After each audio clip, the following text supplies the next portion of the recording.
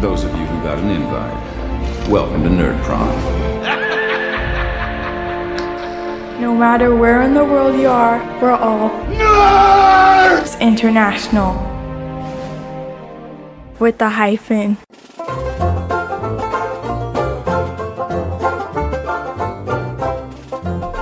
The Murder Hobo Show presents the Savage Rifter Podcast. Oh, where are we? Oh my god, there's a robot! What? It's Run away! running!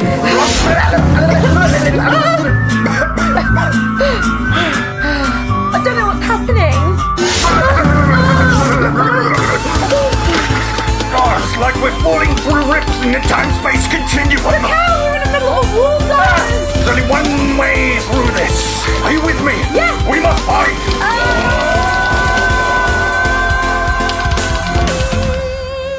The Savage Rifter Podcast. Welcome to the Savage Rifter Show, Episode 9. I am one of your hosts, Gary the Murder Hobo, and I'm here with none other than world-renowned and infamous riff superstar DJ Jazzy Diaz of the Savage Riffs G Plus community fame. What's going on, Victor? How's it going? What's going on with you? You already know what's going because we've been rambling for about an hour and not recording any of it.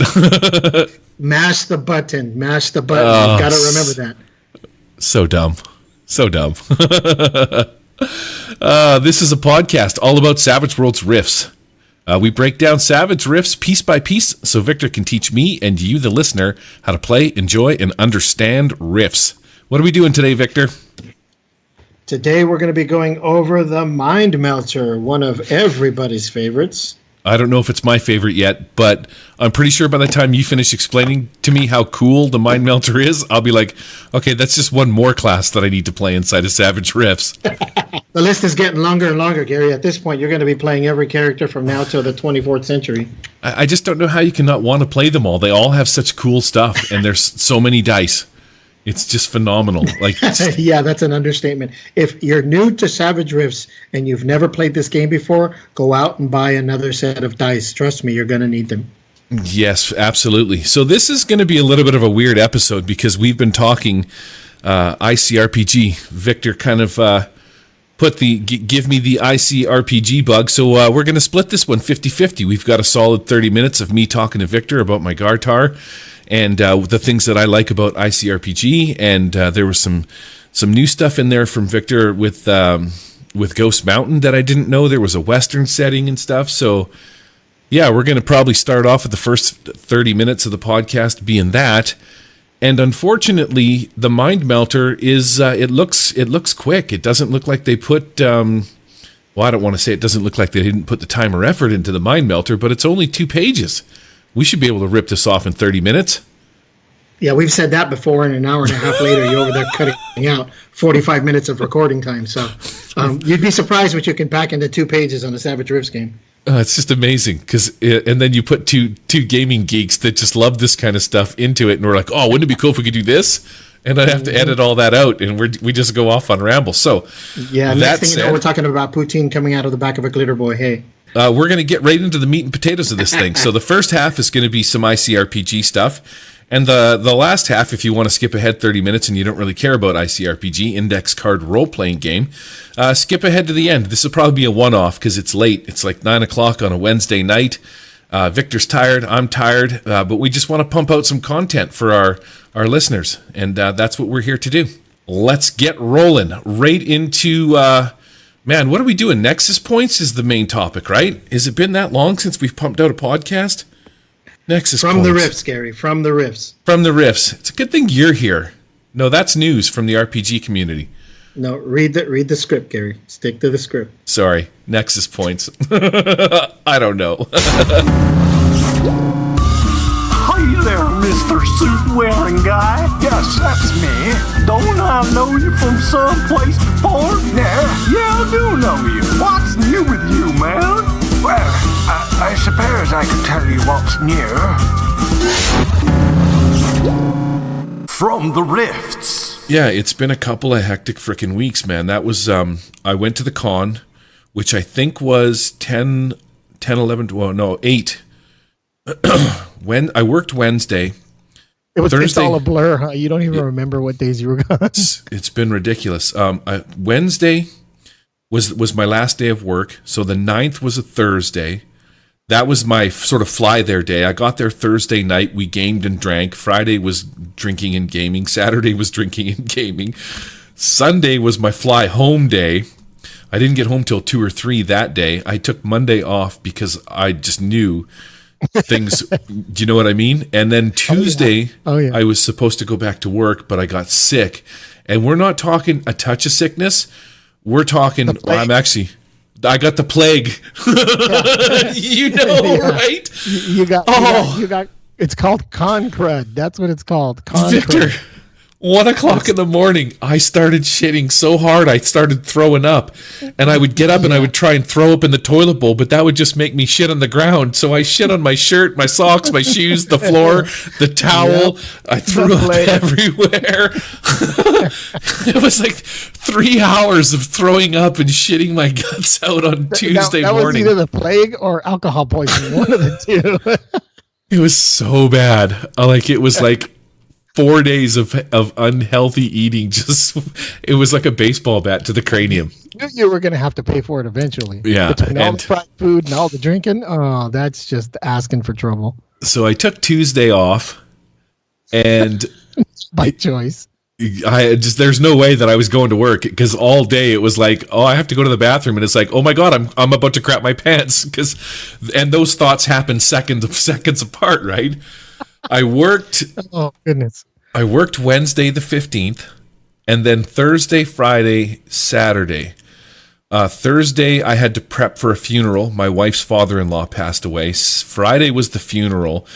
Saturday I had my niece's wedding, and Sunday was just kind of a mellow out and get ready for work. And then Monday, Tuesday's been back to work, and so this week is kind of my get back into it after just 3 weeks of, or 2.5 weeks of just crazy ups and downs, man. I had the con, and then I had the funeral, and then I had the wedding to go to, and it's just like, yeah, emotionally it's draining to have to go through that, mentally too. Yeah, it's just been a couple of, so anyways, we're back on track, which is good. I need to put my I don't know about back on track, but we're here. And yeah, so what about you? What's happening in the world of Victor? Victor is done with marching season for band boosters, so that's always awesome to get to the end of a season. We ended up being the band ended up being 4th out of 27 bands in the state. We competed at the state competition, and we were 2.5 points, 3 points behind the leader. So it was a pretty tight race, but really, really awesome bunch of kids. Absolutely proud of every single one of them. And the parents really make a big difference. They're the ones that make the band. And honestly, in the 17 years that the band director's been there, they've never scored as high, or they've never gotten that high of a placing before in finals. So definitely a high point for the season.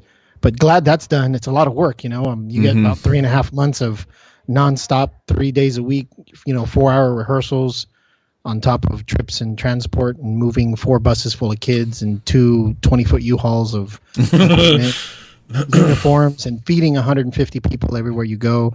I mean, you're going to begin to imagine it's literally you're moving an army every weekend for about 12 weeks straight.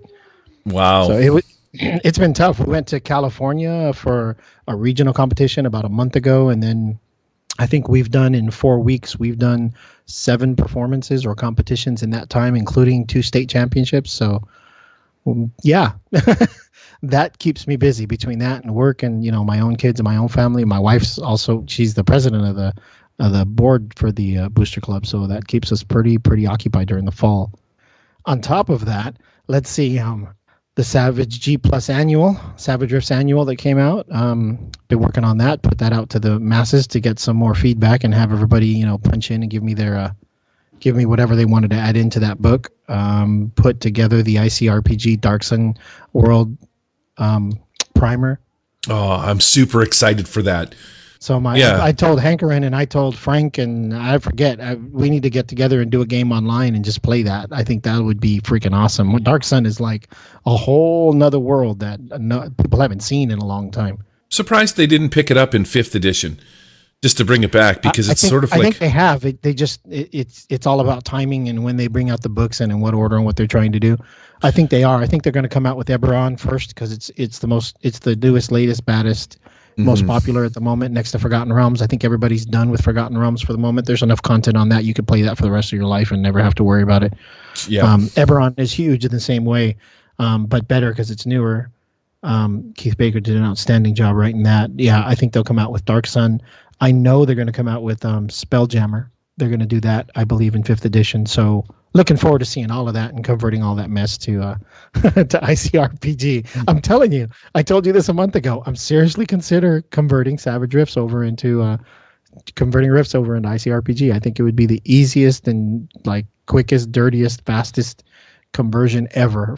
It'd be light speeds compared to how fast Savage Rifts plays now. I think ICRPG would absolutely cinch that, but it depends, right? It all depends on the type of game that you're trying to get across. But ultimately, I can't stop thinking about putting every single game that I've ever played into ICRPG. I mean, it's just absolutely stupid how easy it is to play that game. My first foray into it was top notch. Like, I just absolutely loved it. It's funny because in all of my years of being a DM, this is the first time I've ever actually sat down and played a game. Like, you'll learn a thing here, you'll learn a thing there. You watch other people DM, and I sat down and I started playing this game, and then we started flipping the threat timer, and I had to come up with something that was happening, and I'm like, holy shit, man, this like just upped my game to a whole new level as a DM.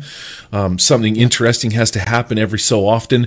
The idea of watching your players try and like, when I put out the 3rd episode of the Gartar, I dropped the chest underneath the Temple of Anagav, and I said this to you. I'm like, you're going to see that when you start putting loot mid-combat and having an effort or a deal to open it, one of your players is going to wander off and go do that, and that's exactly what happened. And I even mentioned it. I'm like, I told Victor this was going to happen. What an element to add to your game. Sure. Doors that require like a heart to get into, which is 10 hit points. Doors that require effort, not even the rule. I mean, just you have to do something, right? You got to expend energy to get something to happen. It forces not only you, the DM, to think about, okay, what's on the other side of the door? What's coming up next? When's the next timer? Oh, what's the giant explosion that I'm going to bring in to change this game? But it also forces the player to go, oh shit, I've got 3 minutes to figure out what the next explosion is going to be able to get through this door, and what the hell is on the other side? Can I survive that long? It forces them to play the game, which is absolutely genius. I'm telling you, timers, threats, and treasure, that stuff is genius right there. Yeah. So it's that. There's also some really cool things too, like, you got to make something happen. Now, this isn't the ICRPG podcast, but we've been talking for a while. No, you cut this in half, and the first half will be an ICRPG podcast part 2, and then.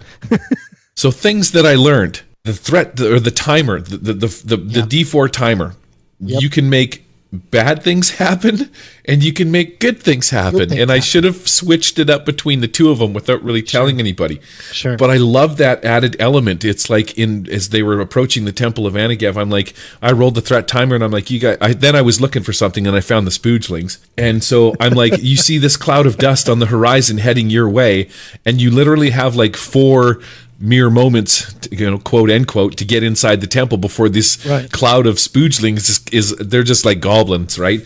Descends upon you. And I'm like, that's so cool, because now you're kind of, as a DM, you can force your players into this thing. They have to go in there, or maybe they want to stay out and fight. I don't know. This is one of the other things too. Loot.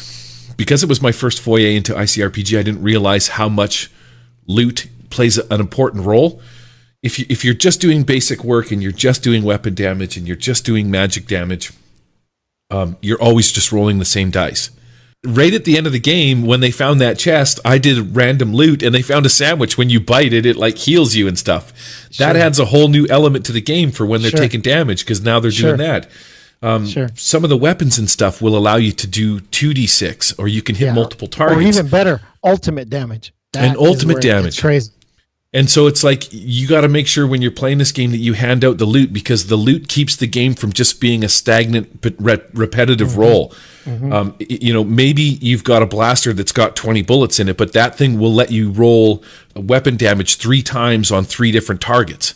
And that's what it does. But after your 20 bullets, you're kind of out for the day.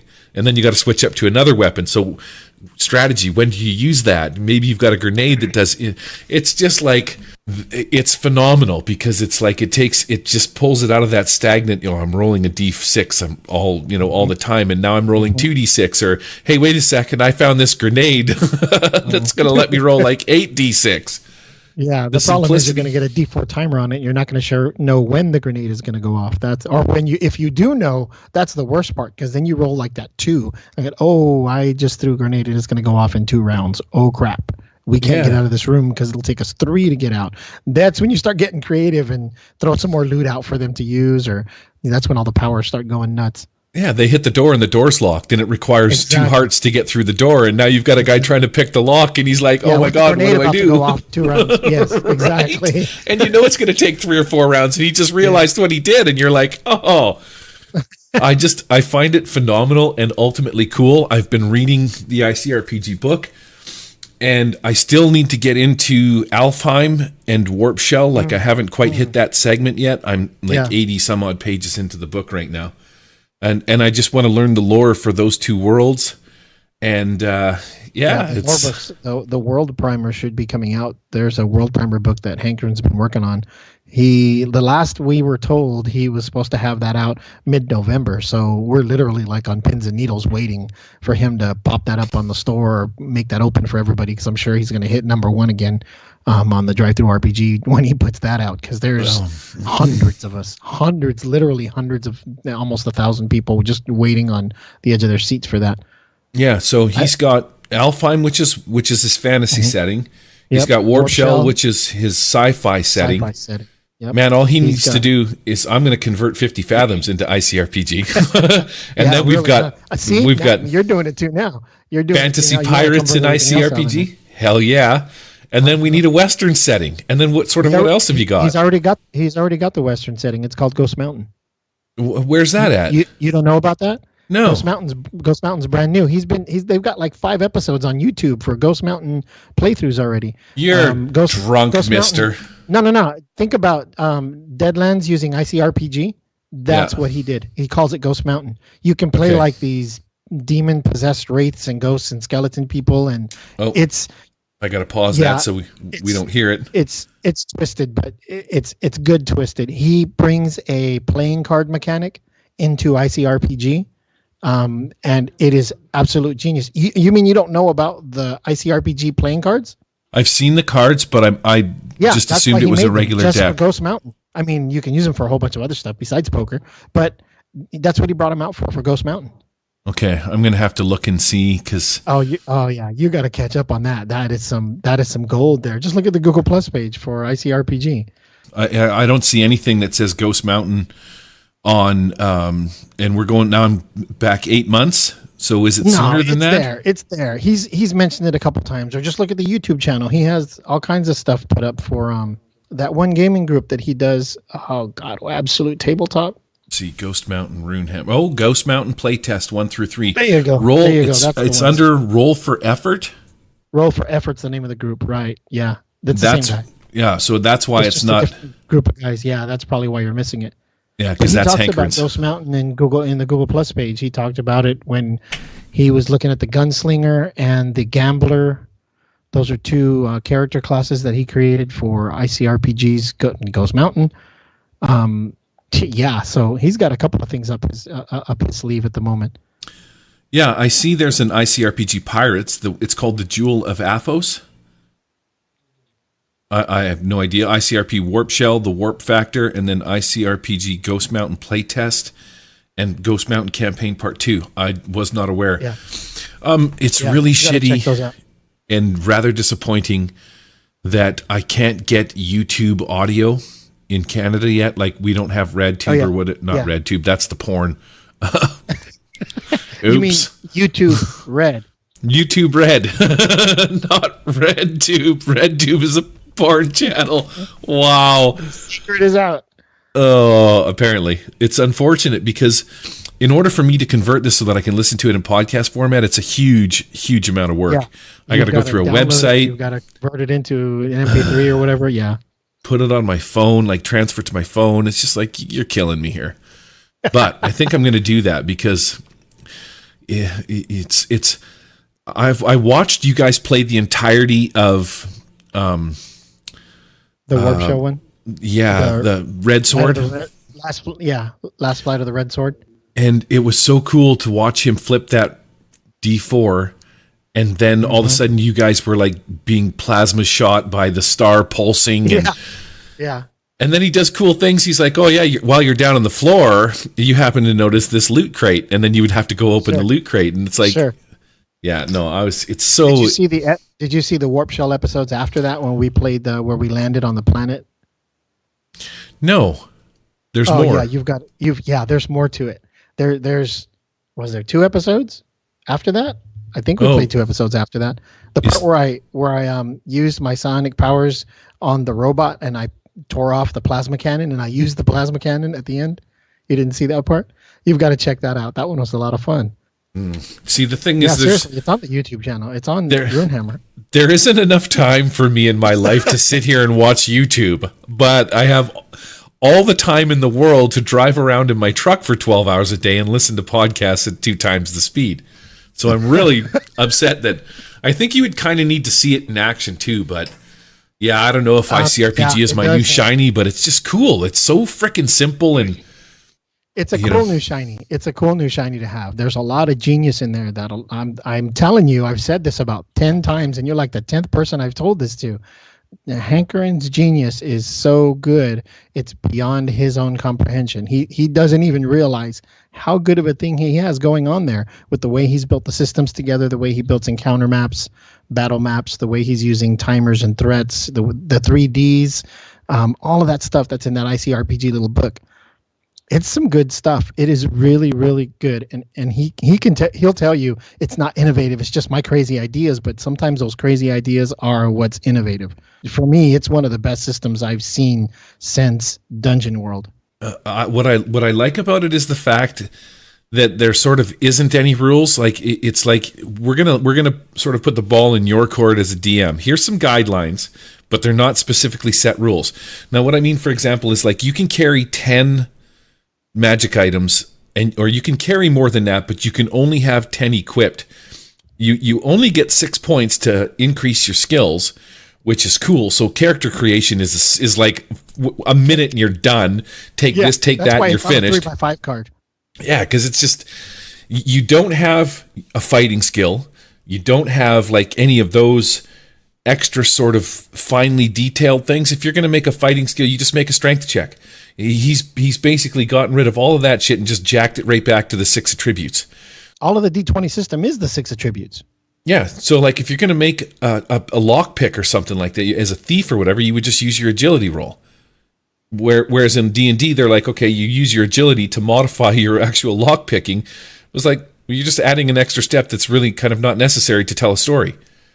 So I think that's really unique about it. And then you take the fact that you only get 6 spots, which means there's a lot of room to grow, and you're only allowed 10 other items. So even if those items are all +1, you're only getting to add like a +10 to different spots. So there's always the challenge rating. Right.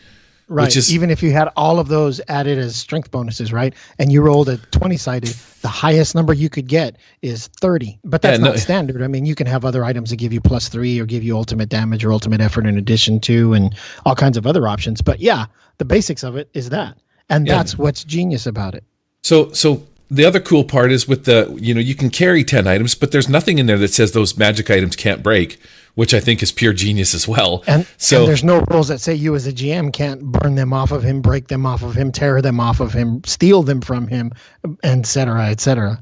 Generally in Dungeons and Dragons, magic items are pretty immune to that kind of stuff. So once you get one, you've kind of got it forever. And in this one, it's like, no. You'll be lucky if it lasts the adventure. No, literally, like I played Last Flight of the Red Sword, and by the time I got done with the end of the second game, I didn't have any of the same equipment. The second end game, not the second session. By the time I got to the end of the second session, I didn't have none of the original equipment that I had when I first started the first session. Yeah, and that was that again, the loot. I wasn't handing out enough of it, and I didn't realize the importance of how loot gives your players options and how cool that is just in and itself. And it's one of the things that I think Dungeons and Dragons, it's the big one, right? And what does everybody do in D&D? They loot all the monsters. And it's like, loot is it's the important thing. It's what people like to get because it just opens up a world of possibilities and cool things that you can do. Here's an agility ring. Here's this. One of the players got a... Here's a power. Here's a heartstone. Here's a magic sword, magic knife, magic boots, magic everything. Yeah, exactly. So, I got a question for you because we didn't really play spellcasters. Now, I know that you can find scrolls for loot and that scrolls are actually spells. So if you're playing a magic caster and you have 10 slots, how do you cast spells? How do you cast spells? There's two different kinds of spells. It's an intelligence spell and a wisdom spell. They're called int powers or whiz powers. And all that means is you make an intelligence check or you make a wisdom check against a number. And then that's the number that, if you succeed, the spell succeeds. If you fail, the spell fails. So is there a spell book or like a list of spells like there is in D&D? No, you have to find them, make them up as you go, or choose from the starter list of loot. There's some in the basic loot chart and the other loot chart. You can pick those, I guess, if your GM lets you, which most people do. Most of the powers are pretty copacetic. They're pretty generic, D&D powers, magic missile, fireball, that kind of stuff. Yeah. I have to look and see. Nobody played a magic user, so it never came up in game. I can't remember what we had. One guy was a flying monkey that liked to rub his balls in the face of other people, and the other dude was a shark man that wanted to be a porn star. So magic wasn't something that we got into, but I just know that there's something like you can have a scroll in your items and just cast the scroll, and you've got that free spell. But I like I say, I haven't been into it. I don't know if there's spell points, which I don't think there is because I don't see it on the card. There are no spell points. It is just a power based off of either an intelligence check or a wisdom check. So like you get a spell that says heal the world or whatever, and it says wisdom 12, and then it says heal every friendly person or one of your friends of your party or whatever within close range. So then you just roll the die, and if you're successful, you make that you roll the magic effort, and you're healed that much magic effort. It's just like imagine it's just like a weapon, and you're doing a ranged attack. Only instead of a dexterity check to see if you hit them with a ranged attack and the regular weapon damage, you use magic effort as your magic damage die, and you just roll an intelligence or a wisdom check depending on what the spell is based off of. Cleric spells being wisdom, and wizard spells being intelligence. Yeah, I'm sure at some point I'll roll through that section of the book and then I'll figure it out. But because it's like there's like one page for magic, but it's not really like super explanatory. Yeah, so regardless of that, you can really only do one move per turn anyway. So it's like, you can move so far, and you can create. You do an action. Oh, right. We're going to turn this into the ICRPG podcast because we're like 26 minutes into this one too. Another cool thing about it too that I really liked and that I found in this one is going around the table. So because I only had 2 players and that threat timer was going all the time, so like that was a quick game then. Yeah, and it's like you go from this guy makes his move, this guy makes his move. I explain, this is what happens because of your moves. Right. Timer gets flipped over. I attack with my spoodlings. Then we go right back to Tony, and then right back to the other guy, and it's just like bam, bam, bam, bam, bam, bam, bam, bam, bam, bam. And so with 2 players, the threat timer sucks because you've got like mere moments as a DM to figure out what you're going to make this threat timer do when it goes off. I kind of forgot what I was... for ICRPG is really important when you're a GM because of that factor. Even if you got 4 or 5 people at the table, it's still going to go really quick. You'd be surprised how fast you can get things done with that kind of game system. Yeah, and I like that basically it was just, okay, the person to my left goes. And then the next person goes. There's no fuss, no muss. It's just... here you go. Make your move, take your action. I'll explain what happens. The next guy reacts to you going, and it's almost like you've sort of, if you just look at it from this perspective, when you're playing in D&D, everybody rolls their initiative and they add their dexterity on. It's just by going left to right around the circle. You just have to imagine in your own head that you're going in the order of slowest to fastest, regardless. And it's just, I don't know if that makes sense, but it was just.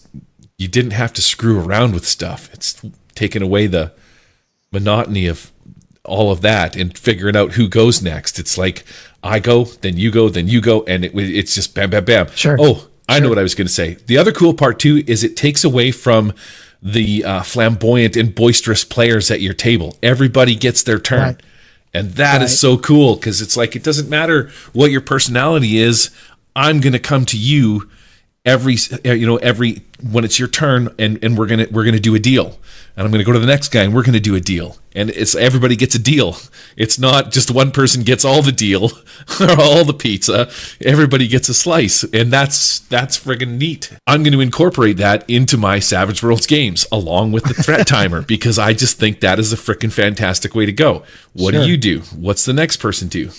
And that's one of the genius things about the system too, that you can reuse so much of that into just about any other game system that you want to, whether it's, Palladium's Rifts or Savage Rifts or Savage Worlds, D&D, Pathfinder. I mean, there's guys using it in Dungeon World and in other places, the threat timers and the encounters and the different, the 3Ds and all that stuff. It's just absolutely great GM stuff that you can throw around easily. I mean, the D4 die, that's everybody has one of those sitting around in their dice pouch. To be able to use that to, make the dragon come back and breathe fire across the whole encounter, the whole board every D4 turns. You don't even have to hide that from the players. Tell them that, hey, guess what? In D4, I rolled a 3. In 3 turns, that dragon's coming back, and they're gonna just literally shit bricks right there because it's gonna be like, oh my god, like what? He just attacked us. And guess what? In 3 turns, he's coming back. Like, why are you telling this? Because do you want to know or do you not want to know? Yeah, they're gonna absolutely love it. They eat that up. It's genius. I'm telling you, it's genius. I'm excited to play it. Another cool thing that, well, at least what I like about it anyway, I like the cards. Now, once I converted everything into into Tabletop Simulator, I was at home one day and Harrison was online, and he comes into my Tabletop Simulator and we're looking at stuff and I'm showing him things. But I feel like ICRPG is like my Game Boy. Like, I don't need a lot of stuff. I need the 100 cards.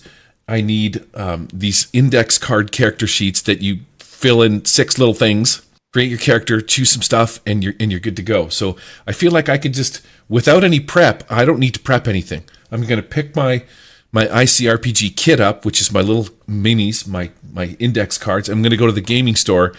And what I was thinking in my head is I'm going to give everybody one of these cards. Turn it upside down, keep it hidden. It's going to be like the adventure cards are, or they're the adventure cards in Savage Worlds. But I don't want to see them. And then I'm going to just randomly throw down 6 cards on the table face up, and that's our story. And that's what I did with Harrison. We got the fireplace, we got the flaming skull, we got the roast, or the roast looking ham with the wine glass, and immediately I had things popping into my head that were just going to help me tell this story and start this game, and that's fantastic. I don't need to prep. I could show up at a store, throw down 6 cards, hand out one to each of my players. If they can incorporate their card into the story and tell me how it fits in, I would give them the heroic token for the ultimate effort. Sure. And that way, now I'm bringing them into telling the story, which I like that idea as well. Unlike Savage Worlds, where there isn't even a lot of prep in Savage Worlds, so I don't want to say that and start comparing the two systems. But with these index cards, just having those images there, and you're only going to use maybe 5 or 6 of them to tell a whole story, and you don't need to bring battle maps and any of that other stuff. It's like, what a brilliant freaking idea. So I'm probably going to go down to my local gaming store and just bring my stuff and just throw it out on the table. Who wants to play? Let's go. I actually ordered the softcover book too, so. Oh yeah, I've already worn through my softcover book. It's well broken in and pretty well used now. I've played quite a number of games. I'm just itching here to be able to talk to someone and hankering a little more about the Warp Shell the World Primer for Dark Sun, and I want to play some Ghost Mountain like you can't believe. I really like the way that goes.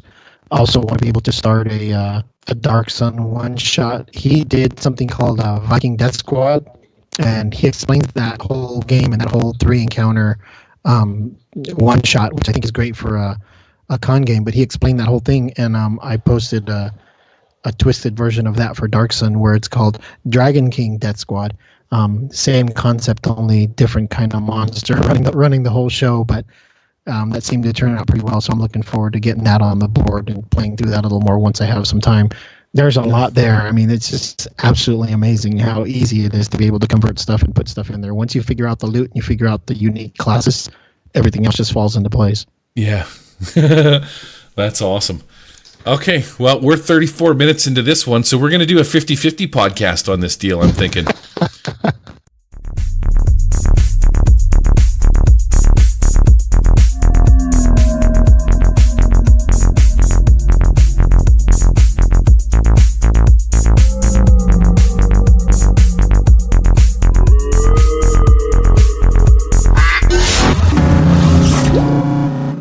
Okay, so whatever section we're in, we're doing the Mind Melter today, Victor. Have you played this class before? How is it? Do you like it? What do you think? You know what? This is one of the few classes that I don't think I've played.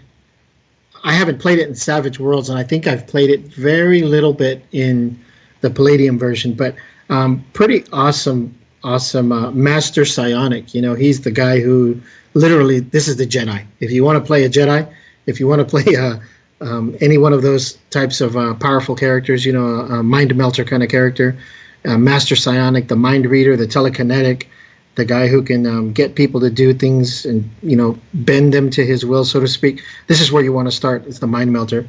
Really awesome and powerful. Of what I remember correctly from this particular character class, a lot of the Mind Melters are able to pull out of literally from nothing. They're able to create like a lightsaber type of energy weapon right from their own hand, and that just makes them even more powerful. Wow, that's freaking sweet. I see that in the image on the page. He's got this cool looking a green sort of lightsaber thing that sort of swirls around his hand and is all illuminated and stuff. Yeah, that's one of the powers that they're able to put together. But if you look through on page 35, you go a little bit further and you go to where it tells you about the powers that they have listed for the Psionics Arcane background. Mm-hmm. It's just about all of them. I don't think there's one missing from that. I see it up at the top there. I mean, they've got, it's a big list. You know, Dark Sight, Deflection, Drain Power Points, Puppet, Stun, Telekinesis, Warrior's Gift, Teleport, Confusion, Damage Field. The list just goes on and on here.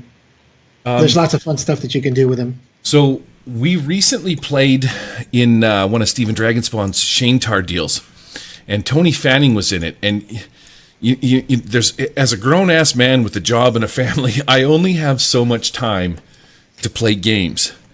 So for as much of a fanboy as Savage Worlds... That's no excuse, Gary. That's no excuse. Right? As much of a fanboy as I am, there's just certain things that I've never done or even seen inside Savage Worlds. Psionics being one of them. Damn it, what is the spell that lets you move stuff? Telekinesis? Yeah. Correct. So that spell, Tony's using it inside of Shaintar, and he's like picking up rubble and crushing people with rubble, and he's doing like huge amounts of damage. And I'm like, I didn't realize you could do that. When you get a raise on quickness, you don't get anything less than an 8 on your card. Like normally quickness is just a 5. But not only if you get a raise with quickness do you operate only on an 8, but you also get an extra action per turn. So it's like you get 2 turns on a raise if you cast quickness. It's cool to play with other people for that reason. And psionics isn't something that I've been into much, but it's neat to play with other people that you know, they know these things, and it's like you can. Like I'm gonna make a guy that just does telekinesis and quickness. I'm gonna get multiple actions, and I'm gonna smash people with stuff. There you go. Yeah. So psionics, man, it's just something that I've never actually played a psionic character. I'm sure it's really even if you're playing a psionic character, you can always play a leyline walker and do the same thing because the telekinesis power is just the psionics is just the trapping part of it. Telekinesis is telekinesis, regardless of what the originating energy force is used to be able to create it. So yeah, if you've done that with a psionicist or a mind melter, you could do the same thing with a wizard. Yeah, absolutely. And psionics is really just a trapping for how to cast magic. Right? Sure it is. You're using your brain power instead of using some kind of magical force. But it's more to the idea that when you see or experience playing with new people, you always can find that one little gem, that one little nugget that somebody popped up with. And in this case, it was like telekinesis and quickness. And I was like, damn, I'm taking that on my next advance because that's freaking cool. Anyways, let's get back to our story. Back to the show. Yeah, so we were talking about a mind melter. Yeah, one of the absolutely extraordinary things about a mind melter is that you can imagine them like a burster, right? A burster's the guy who can shoot, flames out of his hands, out of his eyes, cover his body in flame, and never have to worry about taking damage from it.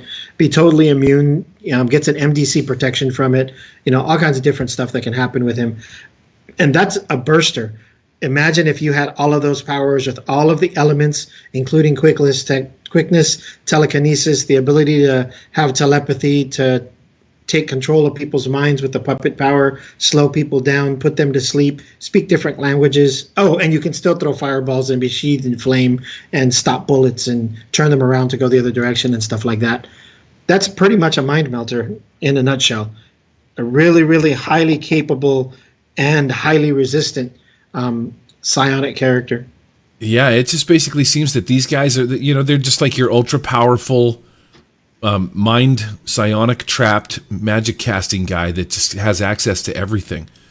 Very similar. They start out with a little bit more power points to be able to run their stuff. So magic users in Rifts have what's called PPE, potential psychic energy, that they use to fuel their magic. It's power points in Savage Worlds.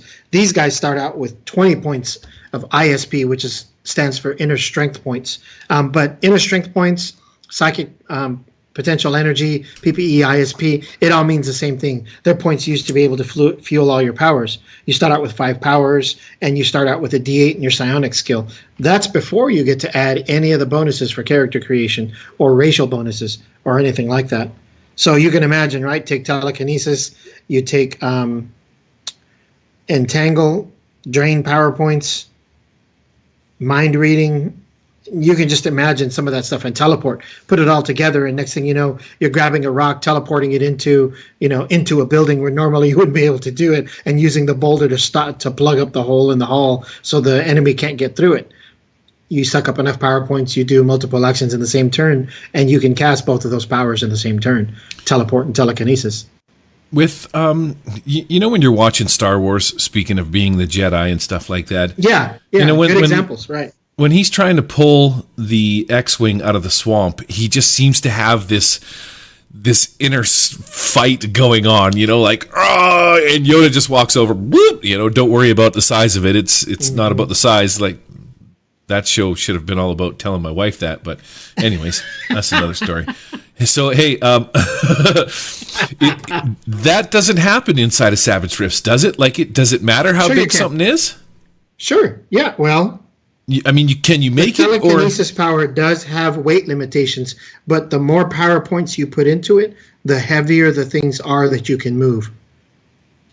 Regardless, does that make sense? you wouldn't be able to. 1,000 pounds would cost you a couple of points, where 10,000 pounds would cost you 100 points. And that's the difference. You're never moving a building, regardless of how many points you put into it.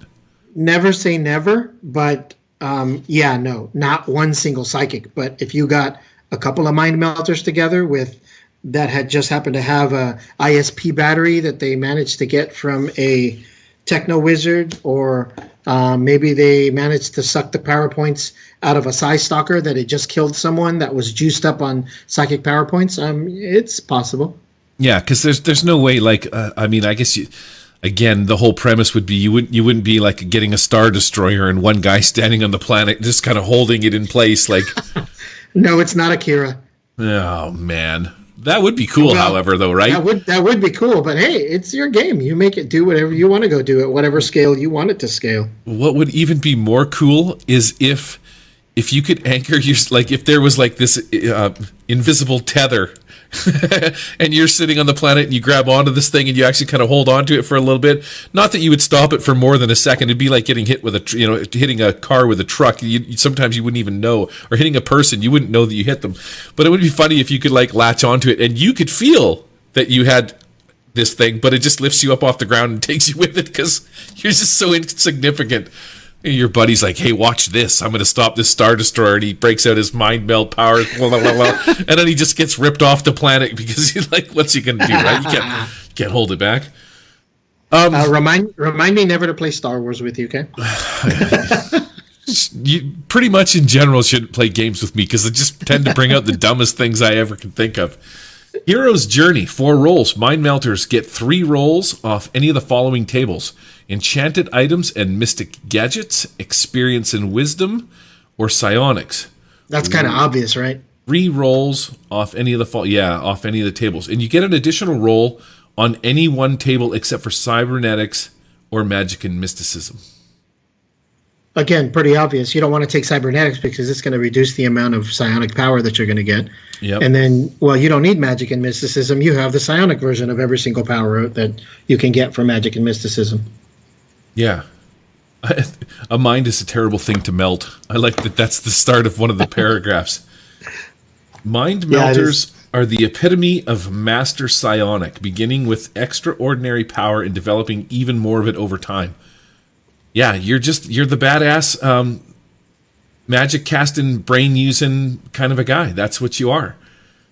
So really, this is why we kind of maybe even is a good thing that we split this episode in half, because it just seems like there really isn't much to say about the Mind Melter without sort of being too insulting. They have access to everything. They use their brain as the trapping power to cast their psionics. Sure, instead of being a master mage or a master magic user, they're a master psionic, so they get to use all the mega powers, just like the Leyline Walker does. Okay, that's just like cool. the Mystic does. Yeah, so they get access to all this, so they can actually do some heavy damage when they come across like a glitter boy. Sure. I don't know why I'm forgetting this again, but a glitter boy, you can attack a glitter boy in the pilot inside the armor, but he can't cast outside. Is that correct? I believe so, yes. I think that's what we said that we could do. So like you could like hit the person inside the armor, but the person inside the armor, because they're in a contained unit, can't reach outside, but you can reach in. I think that's what it is too. I'm gonna have to go back. You just have to be able to bypass the armor. Yeah. So it says if you can get past the armor, you can get to the squishy guy inside. Yeah, it says that the Mind Melters are highly resistant to psionic abilities, so that's kind of good. I guess if somebody tries to smash you with one, they're back in the day in Dungeons and Dragons, like 2nd edition, when they came out with psionics. Yeah. I think there was one of the spells was called like Tower of Iron Will or something like that, and that was one of your defenses. Do you remember that? Yes, I remember that. Yes, I do. The Tower of Iron Will. So I guess as a Mind Melter, you kind of have that. Like Bursters, it says that they tend to be confident in their own powers. I mean, I guess you kind of are if you can pretty much cast anything and everything that you want to. But it says here they tend to favor Techno-Wizard devices. We haven't really touched on Techno-Wizards yet. Because we haven't gotten to Techno-Wizards yet. But the reason why they favor Techno-Wizard devices is because they have energy points that can power them. So if you have so if you have a laser cannon, or a plasma gun, or a rail gun, or something that uses Techno-Wizard energy or Techno-Wizard battery to power it, you can fire off however many shots it'll let you, and then when the gun is empty because it's out of power points, well, you can just take your own power points and put them into the gun and keep firing. But the same thing works for shields and for magical swords and catapults and all that other stuff that goes with it. Yeah, I guess I shouldn't be surprised. A belt that allows you to fly, and when the batteries run low, you can just hold on to it for a round and recharge it, use your own power points to go into the belt, and you're off and flying again. Yeah, I guess I shouldn't be surprised, because one of the other classes can do that as well. They can take their spell points and power it up. I know that I read that in there somewhere. So, maybe it was because I played the Leyline Walker for a couple of episodes there, and the Leyline Walker can do it too. They can take their magic. Anybody who can generate PPE or ISP, they can use Techno-Wizard devices. Have you seen the new superheroes, League of Superheroes Legends? I have not. Justice League. Sorry, it's on my to-do list. I just finished watching Thor and Ragnarok, but I haven't seen that yet either. I need to. I've been so out of the loop for the last couple of weeks that I just haven't even really had time. I didn't even realize it was out until a couple of days ago. I spent my Sunday, my Saturday night, Sunday, watching Punisher, which was, I think, top notch. That guy, even though he's Shane from The Walking Dead, just does such a fantastic job. So much better than Dolph Lundgren from the old ones. Like, if you ever seen Frank Castle in the old, I have a bunch of original Punisher comics signed by Stan Lee and by different artists and stuff. The old 8.5, not 8.5, they'd be like 11 by whatever hardcovers. Yeah. And Frank Castle was just a big badass dude with dark hair, and he was just rugged and muscular. He was just a regular guy. He wasn't a superhero. He was just a badass cop. That's all he was, right? Yeah, but pretty much, yeah. And even in this one, Shane from The Walking Dead, because I don't know what the guy's name is, he just does such a fantastic job pulling it off. I just, anyways, the reason that it got me thinking to superheroes, I'm off on a tangent again. I just was curious to know, because I was curious with Aquaman and his stupid fish psionic abilities. Got me thinking about the Justice League. The Justice League got me thinking about the Punisher. So yeah, I think I'm going to make a psionic. And folks, this is how Gary's mind works. I'm going to make a mind melter that has fish powers. You blow bubbles and throw fish at you and shit like that. That's not a bad thought. You could literally remake Aquaman here. You use the puppet power. You can use the some telekinesis powers. You can use. He just fly. Walks around with a bowl with a fish bowl of guppies and telekinesisly shoots them at you. Oh, anyways, Jesus. That's a different show. What makes the Mind Melter stick out? Why not just play a mage? Mages can't use their energy points to be able to make their skills better. There's a ability called Major Psionic. It allows you to spend your ISP points to increase your psionic skill roll. So you can spend 4 of your power points and add +2 to your psionic skill roll. And, of course, when you're on a ley line, it's doubled. So to get right into it, the Mind Melter abilities and bonuses. The capabilities of a Mind Melter speak directly to her focus and tremendous power. She gets, obviously, arcane background psionics. So you're going to start with 20 ISP, and you're going to get a D8 right out of the gate in psionics. Yep, it's 5 powers. With 5, where does it say 5 powers? Right before the 20 ISP. Oh, you're right, because I was just sort of half reading, half skipping ahead. So you start off with 5. Yep. Say in Savage Worlds, like when you're playing like core or just generic fantasy, I think you only get 2 or 3 spells. Mind you, you can use those spells a lot more than you could say. And you can use D&D. your advances too. When you're making the character, you can buy some edges or take some extra disadvantages and use those edges to get you extra powers or extra power points. Yeah. I mean, you could feasibly be starting with a character that has 7 or 8 powers and 40 ISP. That's absurd for a starting character. Why do you got to go that route? That would be fun. It would be a lot of fun. It's just if you compare it to how all the rest of the Savage World games run, a character starting out with 20 ISP, you're already like, you should be 20 experience points into ranks already just because of the power levels. One of the neat things about Savage Worlds is the ability to get raises when casting a spell. It's like it's not cool enough that the spell's freaking awesome, but hey, get a raise on that roll and it makes it even more awesome. Like that's awesome. It makes it gives that 18 isn't great, but when you get a raise on it and you roll a 47, that's right. That's great. Now you're casting a spell. That's right. That's right. They get expanded awareness, which means that they can use Detect Arcana at will as a free action.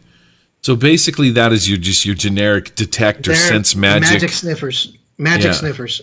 These guys, they can detect Arcana better than some of the Bloodhounds can, better than some of the Dog Boys can. I'm going to let you read the next one while I check out my Savage Worlds core book to see exactly what Detect Arcana does.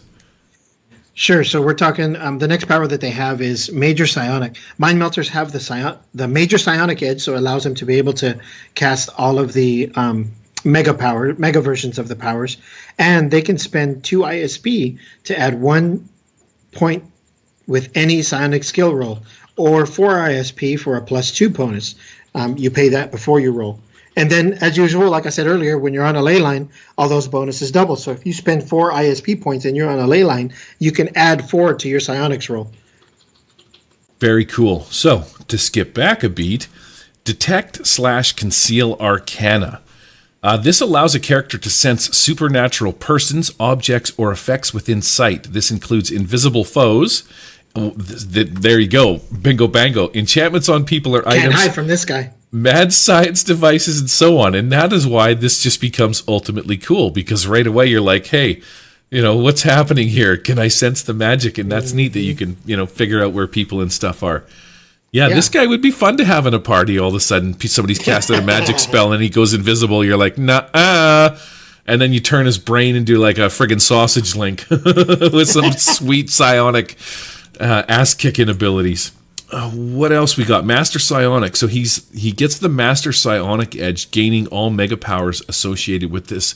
What does that mean? So basically, any spell can become the mega power, just like the spellcasters, right?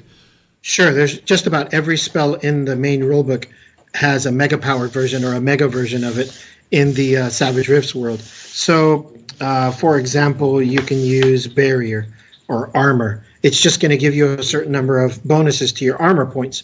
But if you use the Mega Power version, it becomes what's called an MDC version, a Mega Damage Capacity. And then if you don't have enough armor points to defeat that Mega Damage Capacity, you won't penetrate the armor. Yeah, a couple extra points of, or a couple extra ISPs, and you can step it up to that next level of spell. Yeah, exactly. Instead of spending 2 points for the armor spell, you spend 4 points to make it the mega version. But so many people learn how dangerous Savage Rifts is, they almost always cast the mega version without even thinking about it. It's one of the things that it says is under the survivability tips for leyline walkers. Like, the first thing you need to do is cast your armor. We've been over this because I ended up with spatula hand because I did not do it. And you cast mega armor, not regular armor. Right? Mental resistance. So you get powerful defenses. You get +4 to all checks to resist psionic effects. That's ultimately kind of cool. So now hold on a second here. If inside of Savage Worlds your target number is generally the static 4, if you're getting +4 to all resists, instant success. Yeah, how would that work? I guess when the target number is higher than 4. Which would be say when, for example, like just going up against another Mind Melter that has psionic defenses up, or he's using psionic defensive spells that give him a +4 versus psionics. So now instead of a target number of 4, you need an 8. Well, your base +4 is no longer going to be good enough. You're going to have to roll the die. Gotcha. And roll high enough to be able to pass it.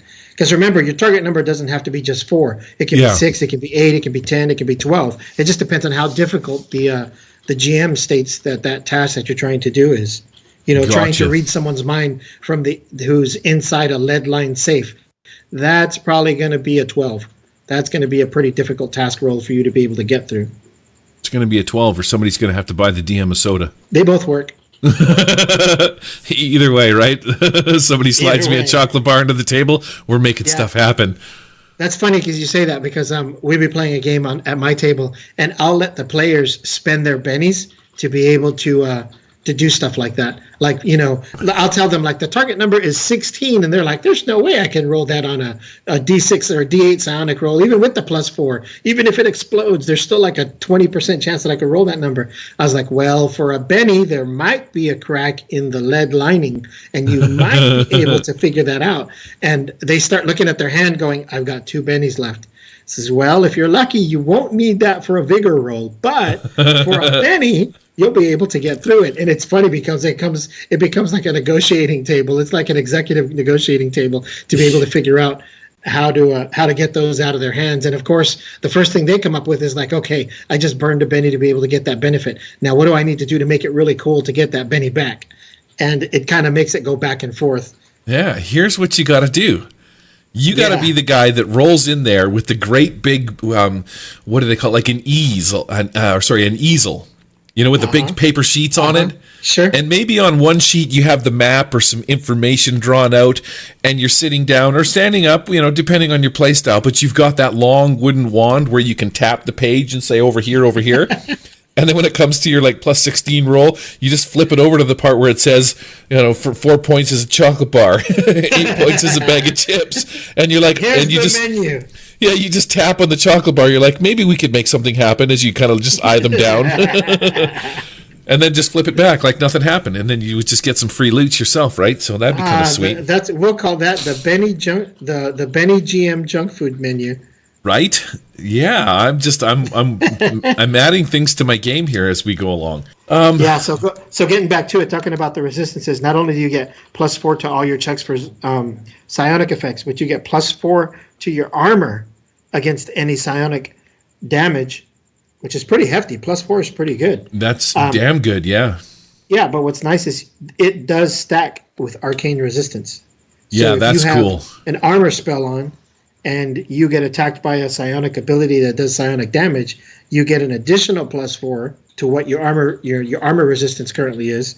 So you could be looking at 8, 10 right off the bat. Yeah, that's some good toughness versus like a psionic attack coming back at you.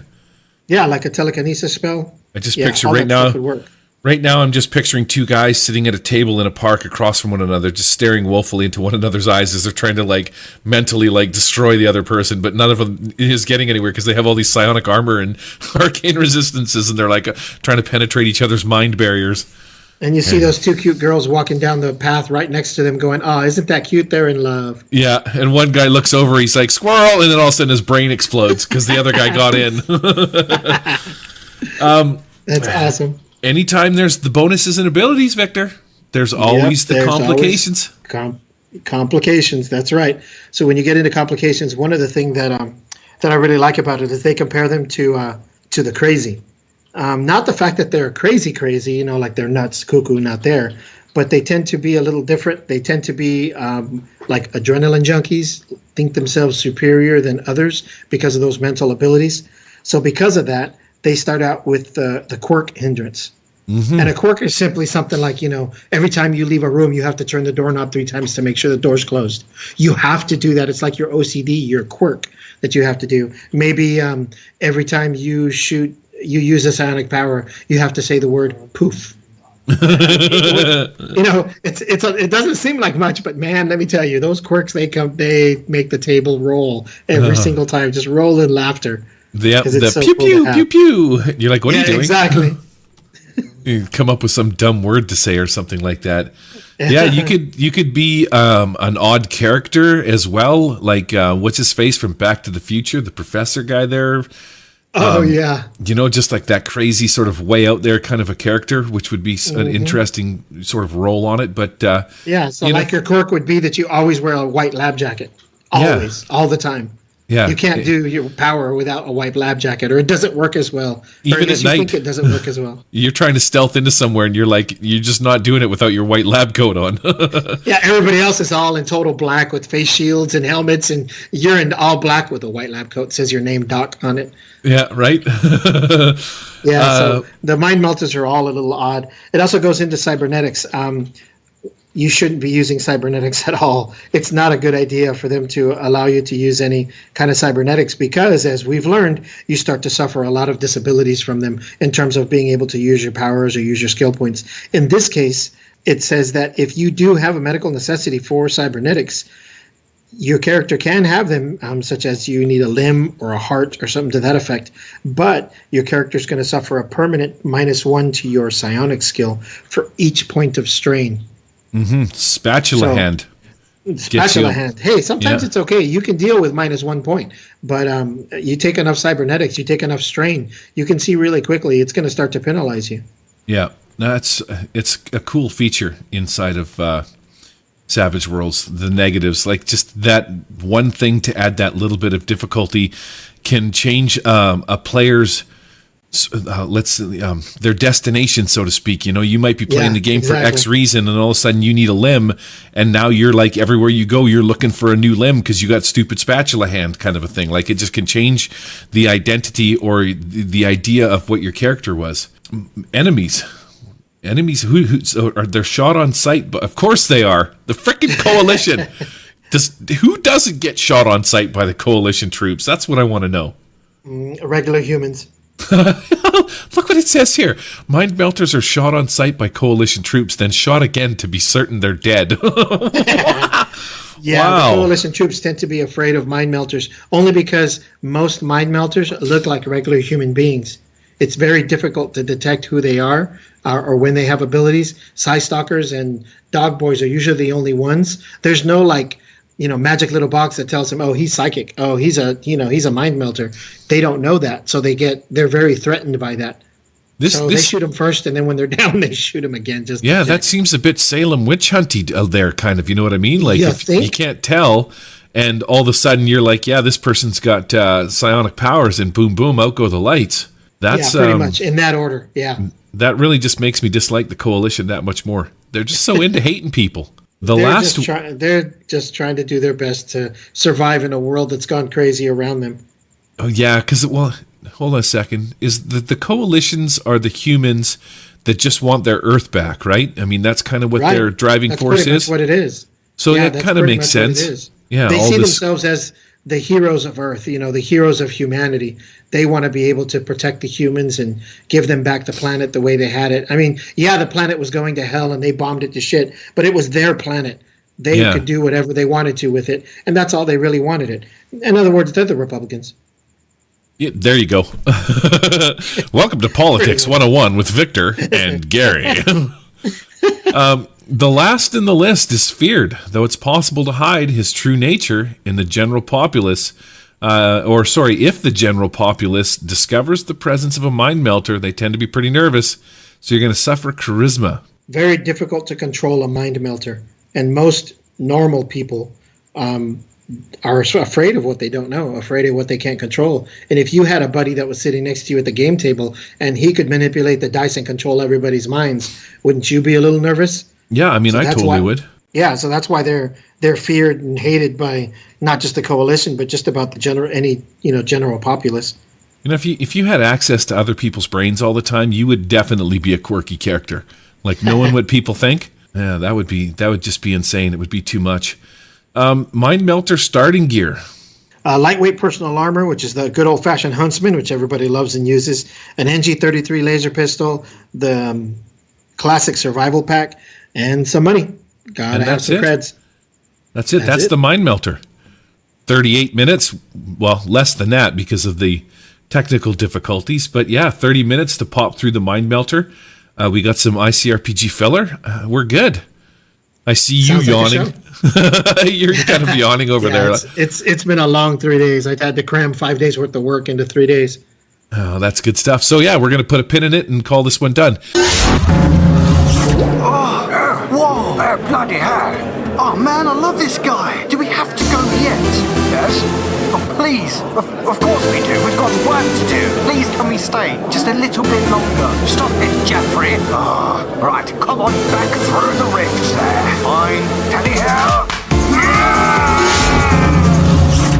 So, the sweet sound of that rift opening means it's time to pack up, portal out.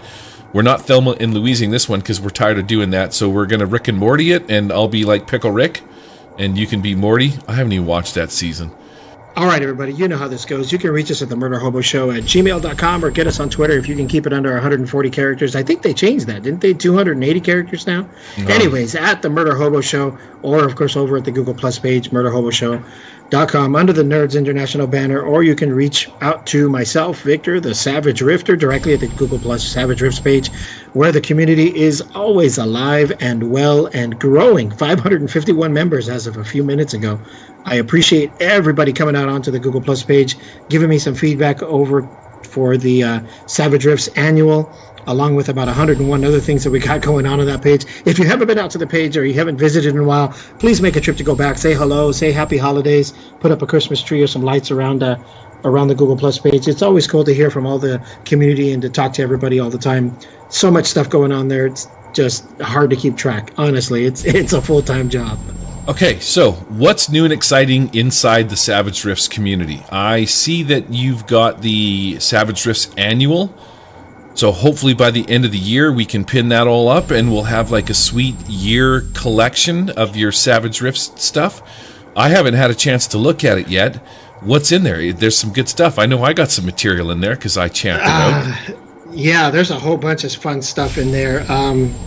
I think I'm up to about 90 pages worth of material at the moment. Yeah, everything from, Project Ghost, which is the character sheets that I put together, to my conversion for the Sumerian Warrior. There's your conversion or your adventure for Savage Rifts is in there. There's just literally a slew of stuff. All the Boomers Archive, I put that into book form, and that's all of the Glitter Boy armors in the Savage Rifts world, and I converted those into there. Added all the weapons and armor for those. There's the Naruni Weapons Catalog, which is a Savage Rifts conversion of the same. Oh man, there's all kinds of stuff. Yeah, I see. You got to go check it out. It's getting bigger and bigger every day. That's why I put a limit on how much stuff people can post to be able to put it in there. I didn't choose everything from every single posting that everyone has put into the Google Plus page for obvious reasons. One of them being the size of the book. But I put it all into a PDF, and I'm adding pages and other things as we go. Hopefully I'll be able to close that up. If you haven't submitted anything to the Google Plus pages, get your submissions in by 11:30, not 11:30 p.m., but I mean November 30th. And hopefully that'll give me the month of December to be able to take some time off during the holidays and finish that book up and put it together and kind of put it out there and say, hey, here's 100 pages worth of content that the Savage Rifts community has put together. So hopefully you guys will have a book at the end of the year or the beginning of the new year showing off all the different stuff that we put together in the last 18 months to 2 years. And I want to say a big thank you to the entire community, because 99% of that stuff is all your content, and that's what it's about. Yeah, thanks for the free stuff, man. James Rocker busted out a chart for what do you want to call it, for target numbers. Target numbers, yeah. Which is kind of cool, because he sort of redid it a little bit here and added a few little extra really important details to the bottom of it, which is pretty nice. And his chart's done in such a fashion that it looks like it's a little more Rift-centric, and by that I mean it goes up really high. Yeah, so like target number 51. Yeah, which is pretty cool. So there's that's on the front page. There's a Savage Rifts RPG actual play link by Dungeon Musings that's been thrown in there. There was a couple other things that I saw as I was scrolling through. Yeah, you know what? There was one thing that Cameron Cleveland put out. He's doing a Rifts Game Master Creative Competition. If you guys haven't seen this, this is an official tournament registration website for his gaming club. Now, all these guys are like, veterans. They're like 20 years. They've been playing since the 90s, early 90s of Rifts. And so they know their stuff. They know what they're talking about. I took a look at the link that they have there in the discussion section of the Google Plus community. And they're talking about a Rifts tournament where you get judged and scored against how well you GM a game of Rifts. You can go to their convention site. I believe it's in San Diego, Los Angeles area in California. You can go there, compete live with a few guys, and they will have people who will be taking notes and testing and scoring you against how well you use music in your game, humor, whether you have any handouts, any voices, how good your character acting is, and just in the general encounter. You can put together the encounter. They give you certain criteria of things that they want to see, and it's a short list of 5 or 6 items that they're going to be judging you on. But those of you game masters that have been around, or those of you guys that want to throw your hat in the ring, if you're going to be in the LA area, I think it's early next year, if I'm not mistaken. I would love to see YouTube film on that. I would love to hear a lot more about it. So hopefully Cameron Cleveland and all of his gaming buddies and his gaming club will put some more information about that together. And in all honesty, I am seriously considering going to that. It sounds like it would be a blast. That's in Los Angeles, LA. I believe it's in the LA area. Let me pull up the website here real quick and take a look at it. But it is called the Rifts Game Master Creative Competition. You can get RSVPs. Your RSVP ticket does not cost you anything. It is free. And it is, so it says about the event, ladies and gentlemen, the GMs will be judged by the RPG League, which is why this is open and open call for all players and friends of a friend to come down and play in these 3 to 4 hour adventures. Player judges will fill out a scorecard for each game master for every game.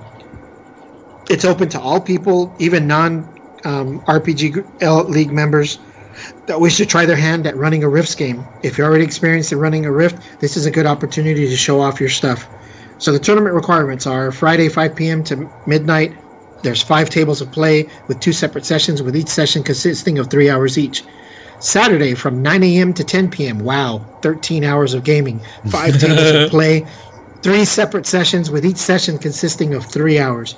If the number of game masters increases to 8 primary or 3 alternates, the time frame will change as well in 1 session on Friday and 3 sessions on Saturday. So it looks like they've got their stuff organized pretty well. What they suggest, that the tournament strongly suggests as these ideals as a GM, is for you to utilize music and sound effects at least once per adventure, to utilize handouts, pictures, and visual aids using any type of media, utilizing a 5-point scene formula for adventure creation. So the first point being social dilemma, the second being combat, the third being investigation, the fourth being something weird and or something funny, and the fifth point is world building. So you have to include those in your adventure creation. They recommend the following strategy to demonstrate and encourage immersive role-playing and thematic storytelling. Use the blank group adventure document for uniform adventure presentation. So it looks like they have a doc that you can download and compare. And then each GM will be writing their own 2 or 3 hour adventure for the tournament, and the content is strongly encouraged to be demonstrating and showing off what your personal monthly campaign is going to be about. So lots of interesting stuff going on there. It's at the Marriott Los Angeles LAX Airport Hotel, November 24th, 2017. I take it back. That's this weekend. Wow, it's coming right up. Yeah, it's the 22nd today. Right, it is the 22 today while we're recording this. So by the time people get this, it should be actually happening. That means I got to get my shizzle together and get this thing pumped out. And that also means I got to probably contact Cameron and find out what's going on. I need to know a little bit more about that, but it sounds like a lot of fun. If you haven't been to the Google Plus page, this is the kind of stuff that you're missing. We get people posting from all over the planet talking about your and my favorite game riffs. Get on there. Let's get that membership up. Yeah, super cool. Couple of things that I want to mention before we split. Matthew Jones is starting his new podcast called Imaginary Ramblings.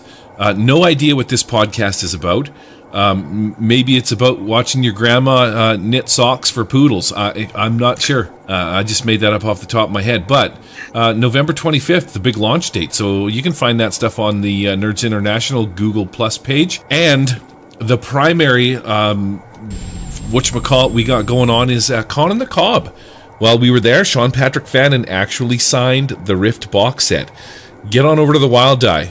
I'm going to put it in your hands as a generally intelligent person that likes gaming. Wild Eye Podcast, we are giving away a Rifts box set complete, man. It's got all of the books, the bennies, the dice. It's got a signature. It's the full-on box set, and we're good to go. If you want it, we don't at the Wild Eye ask for a lot of stuff. You just kind of got to roll in and give us an idea. There's information that you can find out if you're interested. Free box set, man. It's $100 worth of gaming material. That's Victor, awesome. Did you put in for it? Because we'll send it to you. I'll pull your name out of a hat. You just have to tell me which one's yours. Wait a second. I need my long stick and I need my chocolate bar TP thing. No. Anyways, yeah. Free box set for Riffs. All right. 50 minutes. We're done. Let's call her, Victor. Let's finish this one up. Adios, amigos. Put a stick in it. Yeah, we're done.